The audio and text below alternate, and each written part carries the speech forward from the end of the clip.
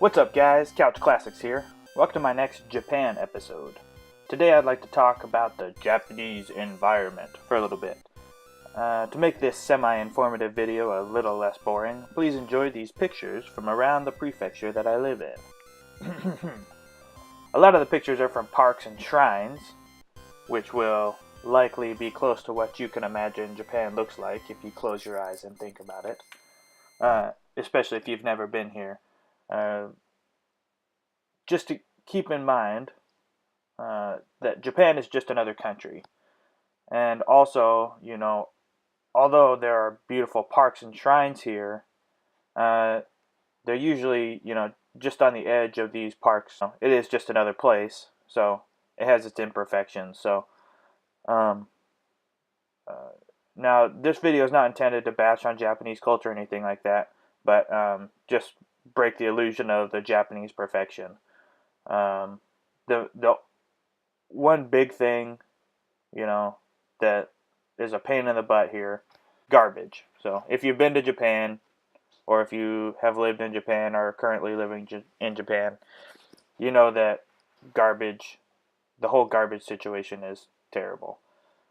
So essentially in Japan, the garbage is sorted. So in my house, there's one bag for burnable garbage, foods and papers and things like that. Then there's another bag for plastics. And then you have to keep your cardboard boxes separately. And then you have to keep like milk cartons separate, plastic bottles, all that kind of stuff like that.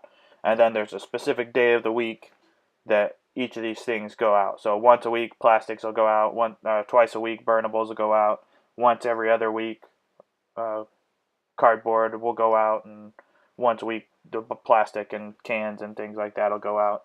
So it's a little convoluted. So it is what it is. But I think that this complication with the garbage has led to some of these problems because littering is really, really crazy in Japan. There's just tons and tons of litter, and there aren't,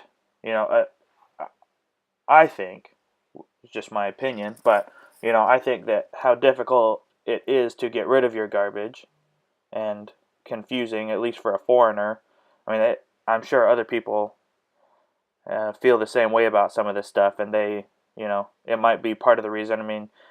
There's garbage cans sorting containers at convenience stores, maybe at like the gas station, but there's not a lot of garbage cans sitting around, especially at like small city parks or anything like that, or along the streets. There's just not garbage cans, and so it seems like people just kind of chuck it whenever they're done with drink containers or anything like that. So it just adds to a lot of buildup. You can't, at some times of the year, you can't hardly take 10 steps without passing, a large piece of garbage. And it's really too bad. The way that it's set up, it's not like any one thing, but they stack together and make, what I think is Japan's, at least in my area, it just seems to be the problem. If it wasn't for the garbage, it's really, really awesome. Everything else about it is awesome. There's garbage cleanup and things like that. It's more of like on a neighborhood basis. So like a few times a year, like maybe a neighborhood will get together and clean up all the garbage in their neighborhood. And like on cleanup day, it's out of control. They'll clean up all the garbage. They'll clean up all the sticks. Everyone will trim their hedges and trim their trees and clip their grass. And you've got little old people out in the street digging moss and weeds out of cracks in the concrete. So when they do it, they do it really well. It could be one side of the street is the responsibility of the neighborhood, but just on the other side of the street, if it doesn't fall into anyone's specific responsibility, then it doesn't seem like they really care about it that much. If it's their job, they'll do it perfectly and they'll work really hard and do it really well. But if it's not somebody's responsibility, it just seems to be left. And this shows up most of the time, like, if you're on the city streets outside of a neighborhood, you'll see a lot more garbage than if you're in a neighborhood because, they do have neighborhood cleanup days and, it looks immaculate. But if you're in, like, say, along a park on the street or along a school on the street, the sidewalk could just be littered with garbage just because I don't know if it's not somebody's designated job to do it, and so it just doesn't seem to get done. In especially the bigger parks, or any parks that you have to pay to get into, I'm talking like that's kind of like nature park slash playground park kind of places. I mean, they've got like armies of people that sweep up the leaves and clean up the garbage and keep everything looking beautiful. And places like that, I mean, you'd be hard pressed to find any garbage laying around. Um, but in like a smaller city park, it's not a priority. It's just so hard to get rid of. I try and pick up some stuff when I'm out in the woods, doing anything, wandering around looking for birds or something like that. But then you have the responsibility of, bringing it back to your house and then waiting for a certain day of the week to get rid of it or something like that. It's just a pain in the butt to get rid of the garbage. I think that's the biggest issue. So, like, if you go to the beaches in Japan, are filled with garbage just as far as you can see. And I thought, there's tons and tons of beach garbage, and I thought it was just a result of the tsunami. And there's a lot of inland garbage, but after speaking to a lifelong resident, one of my Japanese friends here, he said, just to his great shame that the garbage was always on the beach. The other thing besides garbage, the forests in Japan, I mean, there's really cool forests, and a lot of it's like second or third growth forest. And from what I understand, the trees and everything like that are predominant around at least this area, they're not the native forests. These specific pine trees that they've grown everywhere in the last, pretty much from World War II, they've planted a lot of these pine trees, and they've got a really sinus agitating pollen, and that's, during allergy season, everyone wears the masks for sure.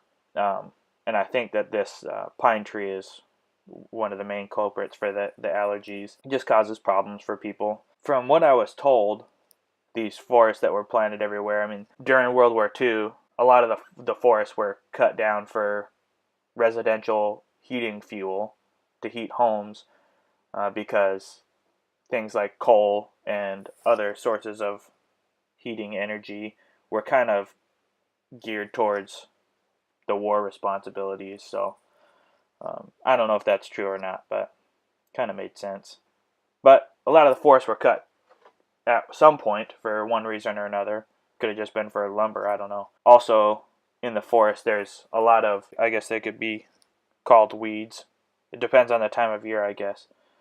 But a lot of the forests are really, really overgrown with different kind of like climbing vines and things like that.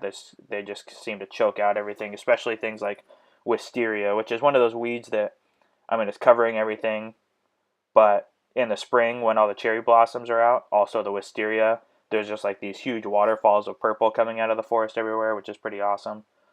But I'm not sure. I've only been to a couple of the old growth Japanese forests, and they're not overgrown with weeds like that. Huge cedars and different trees, which I don't know what the species are, but it just seems like environmentally, and if it is due to the war, I mean, it's not anyone to blame.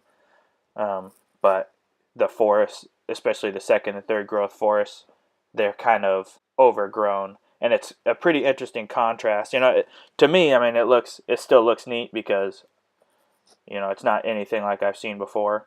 Just a wall of green. Even though there's Japanese knotweed that is everywhere, and the wisteria vines growing on everything.